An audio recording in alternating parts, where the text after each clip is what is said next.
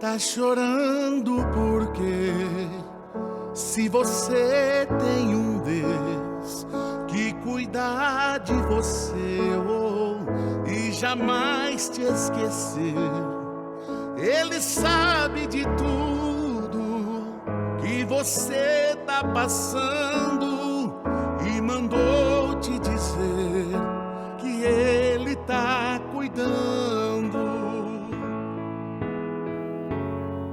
Na carta de Tiago 5, versículo 17, diz assim: Elias era um homem sujeito às mesmas paixões que nós, e orando, pediu que não chovesse. Por 3 anos e 6 meses não choveu sobre a terra. Versículo 18: E orou outra vez, e o céu deu chuva, e a terra produziu o seu fruto. Quando a palavra diz que Elias era semelhante a nós, quer dizer que Elias foi atendido não por ser uma pessoa especial ou por possuir um segredo que o fez mais especial que outro homem, mas porque era homem de oração, íntimo de Deus. Mas quem foi Elias? Um homem humilde, levantado por Deus durante o reinado do rei Acabe, um dos piores e mais ímpios reis de Israel. Um profeta. Elias realizou grandes feitos pelo poder de Deus. Profetizou uma grande seca, aumentou o azeite e a farinha da viúva, deu vida ao filho desta viúva, destruiu o altar de Baal, decretou o fim da seca, orou para que chovesse, ungiu Eliseu, profeta, em seu lugar, desarmou os Círios, lavrou sentença de Acabe e Jezabel e não conheceu a morte. Elias foi arrebatado. Esses feitos fazem de Elias certamente um herói, mas até Elias, um homem de heroísmo e humildade, passou por um período de depressão e pediu a morte ao Senhor. Sujeito às mesmas circunstâncias que nós, como mencionado em Tiago, teve medo, fugiu, se isolou e pediu a morte. E apesar de ter sido um profeta extraordinário, o programa de hoje não quer falar só de Elias e dos seus feitos, mas de como ele, Elias, representa cada um de nós com nossas próprias fragilidades. Mas ele fala também e principalmente da fidelidade de Deus, que tudo sabe, tudo vê e que vem ao nosso encontro e nos alimenta, nos dá água para beber, nos dá um refrigério e nos chama de volta. E ainda nos dá uma missão. Afinal, ainda não acabou. Não chore, quem cuida de você não dorme não. Levanta, tem muita gente que te ama. Que fazes aqui, Elias?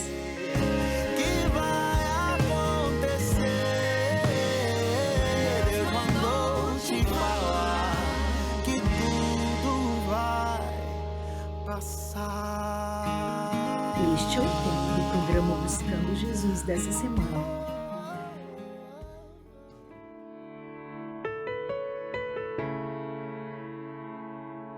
Olá, amados. Eu sei que existem lugares que são indesejáveis da gente estar. Talvez se fosse pela nossa opção não estaríamos, mas por algum motivo nós somos levados para lá. E lá nós sentimos a poderosa mão de Deus.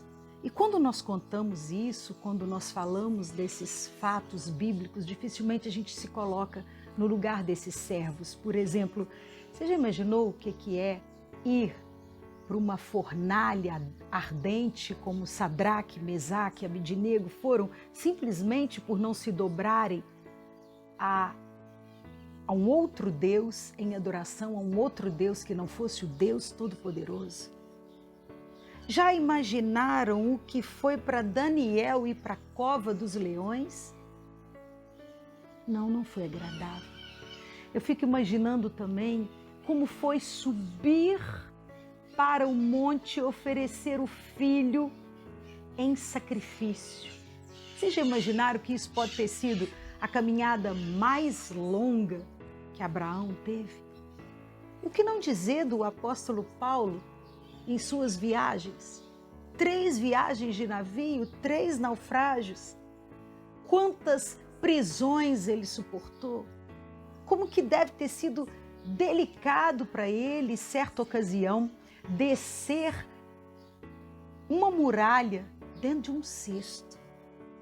Humilhante, medo, pânico. E todos eles venceram. Porque em todos esses lugares, o Senhor estava com eles. E às vezes a gente precisa estar, precisa passar por esses lugares. Não sei se para aprendermos, não sei se para aperfeiçoarmos. E quando nós estamos nesses lugares, nós temos só 2 formas de passar. Nós podemos passar reclamando, murmurando, amaldiçoando, ou nós podemos aproveitar o percurso e crescermos, e vivermos com mais intimidade com Deus, e aproveitarmos mais da presença de Deus, apesar dos tempos difíceis. Bom, eu vou ler para vocês um trecho da Palavra de Deus que está em 1 Reis 19, que diz assim: a vingança de Jezabel. Eu estou lendo a Bíblia, a Mensagem, uma linguagem bastante fácil de ser entendida. E a Palavra de Deus diz assim: Acabe contou a Jezabel tudo o que Elias tinha feito, até mesmo o massacre dos profetas. Jezabel imediatamente enviou um mensageiro para ameaçar Elias, dizendo: os deuses vão te castigar por isso, eu vou me vingar de você. Juro que amanhã, a esta hora, você estará tão morto quanto aqueles profetas. Quando Elias percebeu a situação, fugiu para Berseba, no extremo sul de Judá. Deixou seu ajudante ali e caminhou mais um dia no deserto. Chegou até um zimbro, sentou-se à sombra e pediu para morrer. Basta, ó Eterno, leva a minha vida, estou pronto para descer à sepultura com os meus antepassados. Exausto, caiu no sono debaixo do zimbro. De repente, um anjo o acordou e disse: levanta-se e coma. Olhando em redor, para sua surpresa, deparou perto da sua cabeça com um pão assado sob brasas e um jarro de água. Ele comeu e voltou a dormir. O anjo do Eterno voltou, o acordou e disse: levanta-se e coma um pouco mais, porque você tem uma longa viagem pela frente. Ele se levantou, comeu, bebeu e partiu. Sustentado pela comida, caminhou 40 dias e 40 noites até chegar no Horebe, o monte de Deus. Chegando lá, entrou numa caverna e dormiu. A palavra do Eterno veio a ele: o que você está fazendo aqui, Elias? E ele respondeu: tenho dedicado a minha vida inteira ao Senhor dos exércitos de anjos. O povo de Israel abandonou a sua aliança, destruiu os lugares de adoração, matou os seus profetas. Eu sou o único que restou e agora estão querendo tirar a minha vida também. O Eterno disse: saia e fique no monte diante do Eterno. O Eterno passará ali. Bom, um vento muito forte varreu o monte, partindo e esmigalhando as pedras diante do Eterno. Mas o Eterno não estava no monte. Partindo, depois do vento, veio um terremoto, mas o Eterno não estava no terremoto. Depois do terremoto veio fogo, mas o Eterno não estava no fogo. Por fim, depois do fogo, uma brisa suave começou a soprar. E quando Elias sentiu a brisa, cobriu a cabeça com a capa, foi para a entrada da caverna e esperou ali. Uma voz suave perguntou: então, Elias, diga-me outra vez, o que está fazendo aqui? E Elias repetiu: tenho dedicado minha vida inteiramente ao serviço do Eterno, o Senhor dos exércitos de anjos, porque o povo de Israel abandonou sua aliança, destruiu os lugares de adoração e matou os seus profetas. Eu sou o único que restou e agora estão querendo tirar a minha vida também. E o Eterno disse para ele: volte pelo caminho por onde veio, através do deserto até Damasco. Chegando lá, unge Azael, rei sobre a Síria. Depois será a vez de ungir Jeú, filho de Ninsi, rei de Israel. Por fim, você deverá ungir Eliseu, filho de Safate, para suceder você como profeta. Amém? Pronto. O que você está fazendo aqui, Elias? E esse é o tema do programa Buscando Jesus. Eu acho que todos conhecem um pouco a história de Elias. Algumas vezes nós já até falamos dele em outras oportunidades no programa. Elias foi um profeta de Deus muito abençoado, um homem humilde, um homem simples, mas cheio do poder de Deus, de muita intimidade com Deus, levantado para profetizar a Israel na época do governo, do reinado de um dos reis mais ímpios, que foi Acabe. Eu acho que todo mundo já deve ter visto isso em filme, seriado, porque quem não sabe, quem não conhece a mulher de Acabe, que foi Jezabel, que mulher terrível, que casando-se com Acabe, levou todos os deuses, todos os ídolos do povo dela para dentro de Israel. Tudo aquilo que o Senhor sempre proibiu, que seus filhos, né? O Senhor nunca desejou que os seus filhos se contaminassem com nenhum dos deuses, com nenhum dos ídolos. E Jezabel foi terrível. Além de ter feito muito mal, né? Uma pessoa cheia de maldade dentro de si, cheia de governo, cheia de maquinações malévolas, né? Uma pessoa cheia do espírito controlador. Ela ainda faz isso, ajudando a que o povo se desviasse dos princípios do eterno. É engraçado que a gente nunca pensa nisso quando a gente elege uma pessoa, né? A gente nunca pensa. Eu não gosto de misturar nunca política com religião, mas sempre o governo, o povo vai ser reflexo daquele governo que tem. Isso é muito perigoso, né? Eu sei que não todo o povo, mas algumas vezes a gente, às vezes, reproduz aquilo que vem lá de cima. E isso não é bom. Isso aconteceu com o povo de Israel. E nesse contexto aparece Elias profetizando. Por que profetizou que 3 anos ia ficar sem chuva? Porque eles adoravam a Baalins, que era o deus da fertilidade da terra. Então, com 3 anos sem chuva, quero ver como é que faz uma terra gerar o fruto, né? Uma terra, fazê-la produzir sementes e mais. Então, 3 anos e meio ficou sem chover. E Elias é aquele também que ora e que fala, né? Eu vejo e pergunta para o servo dele, o que você está vendo? Não estou vendo nada, volta lá. E ele continua orando a Deus, um homem de oração. Por isso ele é mencionado lá em Tiago, né? Na carta de Tiago. Então ele ora e manda o moço ir ter de novo, até que ele fala, eu vejo uma nuvem, o sinal de uma nuvem como a mão de um homem. E aí ele continua orando, avisa para o rei que vai chover. Então Elias vive muitos prodígios, demais. Só que depois de vencer num desafio cheio de poder, em que ele desafia os profetas de Baal, que eram 450 profetas de Baal e mais 400 que serviam a outros deuses cananeus, ele faz esse desafio, quer dizer, 850 profetas contra ele. Mas ele dizendo, nós vamos fazer esse desafio e nós vamos ver quem é o Deus verdadeiro. E vocês conhecem isso, na hora eles clamando Baal, Baal, para acabar com aquele sacrifício, para queimar aquele sacrifício.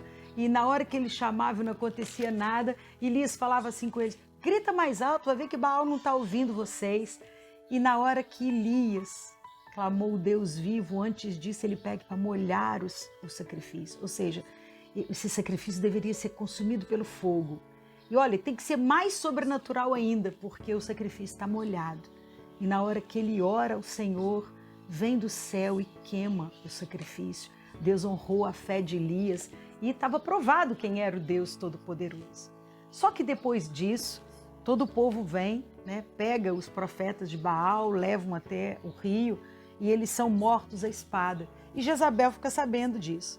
Jezabel, muito malévola, Jezabel então faz uma ameaça para Elias. Gente, mas pensa bem, como que às vezes a gente pode ter medo de ameaças que vêm de pessoas como Jezabel depois de uma manifestação tão grande do poder de Deus? Você poderia ir no lugar que você está pensar assim, poxa, mas um profeta contra 800, né, e 50 profetas de Baal, depois vai ter medo de Jezabel? Pois é que quando Jezabel faz ameaça para Elias, Elias já está cansado. Elias está decepcionado com o que ele viu do povo, porque depois de uma grande manifestação de poder, eu não sei se vocês sabem, há sempre um contra-ataque do mal. Depois de uma vitória linda dessa, há sempre um contra-ataque do mal. E Elias já estava cansado, já estava exausto, já estava vivendo, vocês já imaginaram a guerra espiritual que se fez ali? Então Elias tem medo. E ele teme Jezabel. Você, né, pode parecer para a gente que não está vivendo aquela situação. Gente, como pode? O que ele venceu, o que Deus fez por ele, era muito maior do que essa perseguição de uma mulher. Mas ele foge. Fato é que ele foge. E quando ele foge, ele se despede do servo dele, né, que era uma companhia, que era quem estava com ele a todo tempo. Ele se despede, foge e ele se cansa. Então ele deita debaixo de um zimbro, que era assim uma árvore mais ou menos de 3 metros, com folhas grandes, e ele aproveita, né, aquela sombra e deita. No que ele deita, o anjo do Senhor está ali com ele. E o anjo do Senhor leva para ele comida e água. Ele já tinha sido alimentado da outra vez por corvos, em que Deus providenciou comida para ele num tempo de seca, de fome, no Vale do Querite. Elias teve grandes experiências sobrenaturais com Deus. Tanto é que no Monte da Transfiguração, quem que aparece ali? Não era Moisés e Elias? Né? Então Elias era um homem íntimo de Deus e viveu grandes experiências. Mas fato é que naquele lugar ele é sustentado pelo anjo, o anjo do Senhor, que diz para ele, vai, come. O anjo cuidou dele, falou por 2 vezes com ele, porque muito grande ainda é o caminho, muito longo é o caminho que você tem que andar. E aí ele caminhou 40 dias e 40 noites até chegar no Horebe, o monte de Deus, que é o Monte Sinai. A gente não sabe se é exatamente o mesmo lugar e nem precisa, porque o Sinai é grande, mas uma coisa é certa, ele foi ter com Deus. E lá, entrando numa caverna, o Senhor fala a primeira vez com ele, o que você está fazendo aqui, Elias? E Elias, na sua humanidade, o que eu gosto da palavra de Deus, é que mesmo esses heróis da fé têm os seus medos, têm as suas inseguranças, têm a manifestação da nossa humanidade. E na nossa humanidade, tem dias que a gente sente medo, tem dias que a gente sente insegurança, não é verdade? Então Elias pede para morrer e ele fala com Deus, eu tenho sido zeloso todo esse tempo, eu tenho feito tudo que o Senhor foi pedido, mas agora eu estou cansado, eu só pode me levar, tá bom. Elias, ele quer morrer, mas ele não tem forças e tem temor bastante para não se matar. É diferente, às vezes você está triste, você até pensa em morrer. Você pensa em morrer porque você está triste, mas você não tem, graças a Deus, glória a Deus, nem força, ou você tem temor de Deus de tirar a sua vida. Então Elias tenta negociar isso com Deus. E aí Deus fala assim, olha, vem para fora, porque eu vou passar por você. Do mesmo jeito que ele fez, né, com Moisés. O Senhor conversou com Moisés e estava ali conversando com Elias. E ele vem. Só que na hora das manifestações de Deus, né, Deus tinha se manifestado no fogo na hora de queimar o holocausto lá. Então, houve um vento muito forte. E diz a palavra, Deus não estava no vento. E depois houve um terremoto muito forte. E Deus não estava no terremoto. E depois teve uma brisa, sabe? E então Elias sai da caverna, cobre-se com a capa. E Deus falou com ele com doçura. Que fazes aqui, Elias? Elias responde a mesma coisa. Eu tenho sido zeloso com a tua obra, eu tenho feito as coisas direitinho, mas eu acho que agora tá bom, basta. E o Senhor diz para ele, ainda não acabou, Elias. Tudo isso para chegar até aqui, olhar para você e dizer que o Senhor está te dizendo essa semana, ainda não acabou. Quando acaba? Acaba quando a gente morre. Porque enquanto há vida, há esperança. Enquanto há vida, há sonho. Enquanto há vida, há propósito de Deus. Enquanto há vida, o Senhor te fala, prossiga, porque eu ainda tenho planos para você. Quantas vezes na tristeza do nosso coração a gente se recolhe, a gente quer ir para um canto, tudo que a gente quer é ficar escondidinho num canto, não quer falar com ninguém. A gente se despede das pessoas próximas, como ele se despediu daquele menino, e procura solidão. E Deus está ali. E é por isso que eu estou aqui, para falar com você que Deus manda te dizer o que você está fazendo aqui. E aí é uma coisa muito linda que eu aprendi. Deus não fala o que você está fazendo ali. Deus não fala o que você está fazendo lá. Ele sai de um lugar, anda 40 dias e 40 noites e Deus se apresenta para ele e diz, o que você está fazendo aqui? Sabe por que do aqui? Porque aqui Deus está com ele. Ele pode tentar fugir, como o salmista, como Davi escreveu.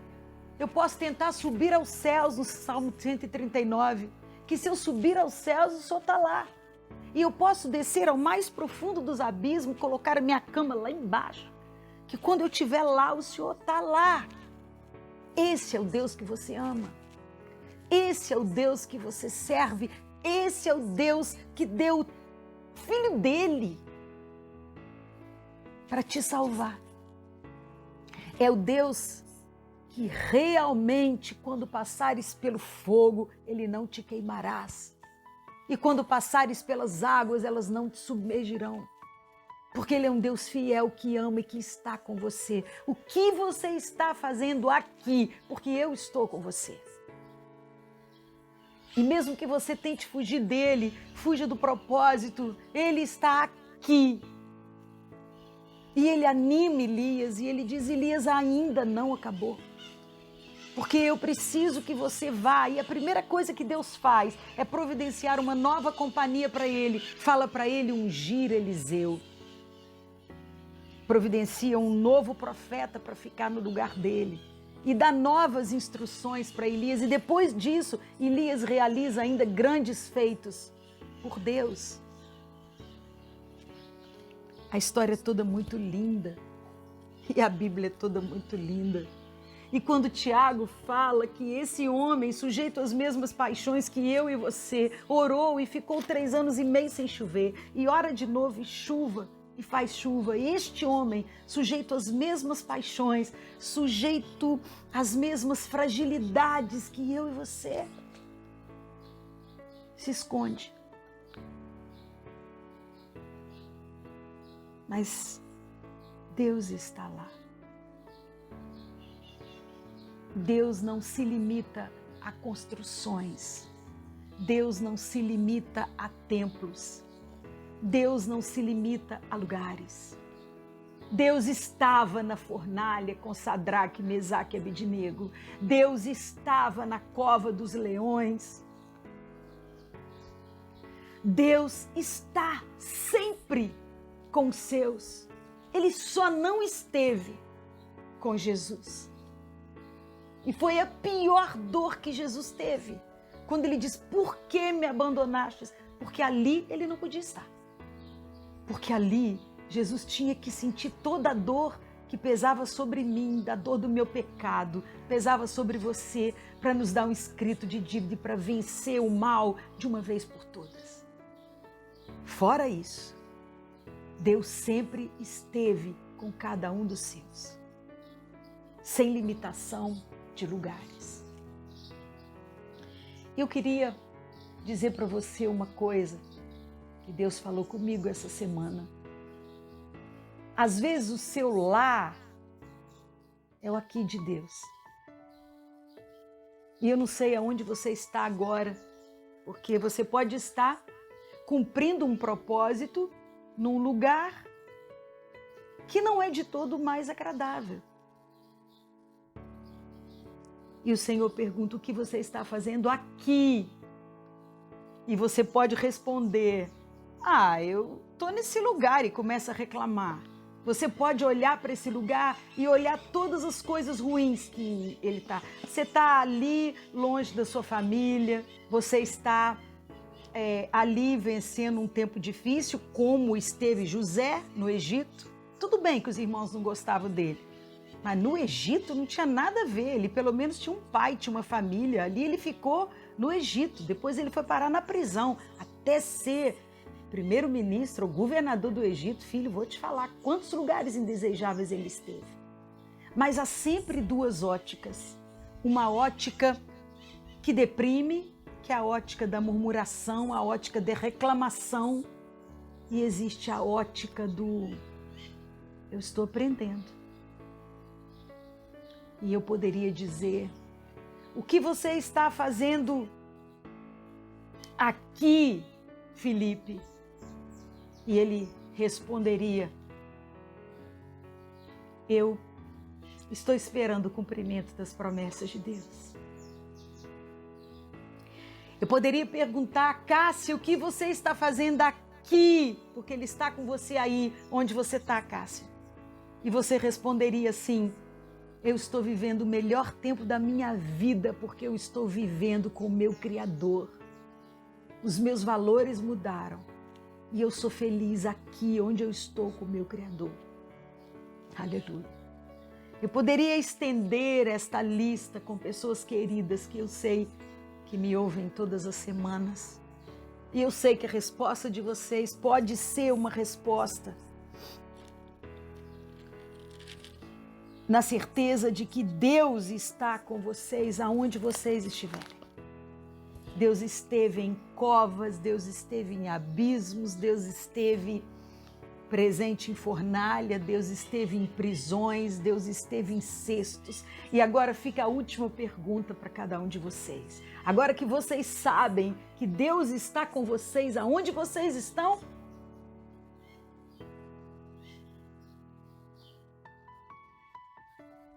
como é que você fica sabendo que Deus está com você neste caminho, neste lugar, talvez nessa dificuldade, talvez nessa aparente solidão? Como que você responde sabendo que Deus está com você? E quem é esse Deus, senão o nosso Deus Emanuel, o Deus conosco? Um Deus que prometeu, como Jesus, eu estarei com vocês. Eu estarei com vocês todos os dias até a consumação dos séculos. É lindo, né? Diz a palavra que o Senhor é o Pai das luzes e em quem não há mudança ou sombra de variação. Da mesma forma que Deus, o Pai, esteve ali com Elias, Jesus enfrenta de fato a distância do Pai por nós e depois diz para nós, eu estarei com vocês em todo o tempo. Eu não vou abandoná-los. Aleluia. E se Jesus perguntasse para você, agora que você sabe que eu estou com você, como é que fica a situação? você pode responder para Ele. Eu acho que eu responderia assim: agora eu descanso nas suas mãos. Eu posso dizer que nessa minha caminhada de fé, nem sempre foi assim. Eu me cansei demais querendo ajudar Deus. Eu me frustrei demais com pessoas. Mas hoje não. Glória a Deus, porque Ele tem trabalhado e eu sei que Ele está comigo. E todas as vezes que a minha mente vem colocar todas as vezes que eu permito que a minha humanidade aflore, sabe, querendo me fazer ter medo, querendo me fazer segurança, às vezes até eu começo, não vou mentir, é a minha humanidade falando. Eu peço a Deus, me dê uma mente renovada e eu começo a dizer assunto de um outro programa e eu começo a dizer: Deus vai cuidar de mim porque Ele sempre cuidou. Eu vou estar viva porque Ele tem me mantido viva todos esses anos. E eu vou aproveitar cada propósito que o meu Cristo tem para a minha vida. E eu vou descansar. Quanto tempo você vai esperar a cura total ou acabar todo esse processo dessa enfermidade nova, desse ataque, desse vírus? Eu vou descansar nos braços do Senhor. E aonde você está agora? Não, eu estou no leito de hospital. O que eu devo fazer? Descansar. Porque Deus está lá. Deus está no meu aqui. O meu lá, desculpa, é o aqui de Deus. Seja lá onde for.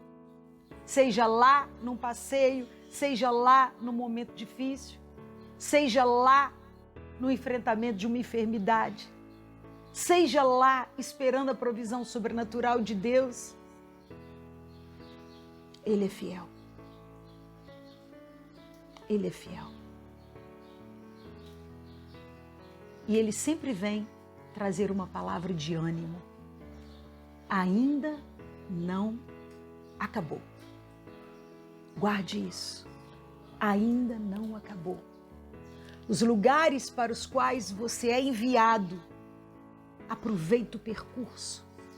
Faça desses lugares o seu caminho de diamante e aproveite esta jornada ao lado daquele que te ama, daquele que te fortalece, daquele que te sustenta, daquele que é a provisão da tua vida, daquele que é um Deus presente, daquele que é o Deus Emanuel com você.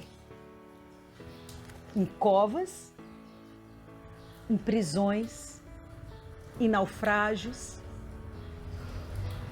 em lagares, como com Gideão, no deserto, no Egito, Ele sempre está com você. Num dia de sol, ou num dia com chuva, ou no mais profundo dos abismos, como descobriu Davi, ou descansando a cabeça numa pedra, numa confusão incrível, como Jacó. Ele teve um sonho com aquela escada, com anjos de Deus subindo e descendo, e descobriu que Deus estava aqui. Seja onde for que você estiver, lembre-se que a palavra de Deus é para você essa semana. E Deus manda te dizer que ainda não acabou. Por isso sonhe, viva, aproveite o percurso e principalmente a companhia de um Deus Emanuel. E seja feliz. É o que eu profetizo. É o que eu desejo para a tua vida e para a tua semana, no nome de Jesus. E se de alguma forma você foi abençoado com esta palavra, mande para outras pessoas. Mande para outras pessoas. Eu te peço, a fim de que elas também recebam de Deus a certeza de que elas têm a melhor companhia de todas para enfrentar qualquer que sejam os lugares aonde elas estiverem. Fique com Deus. Eu os abençoo.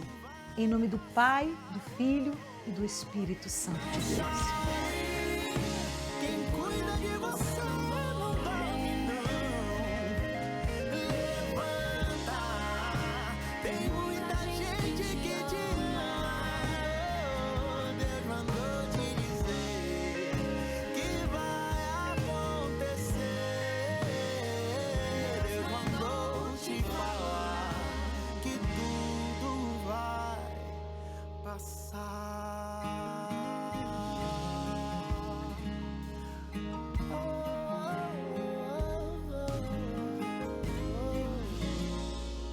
Que tudo vai passar.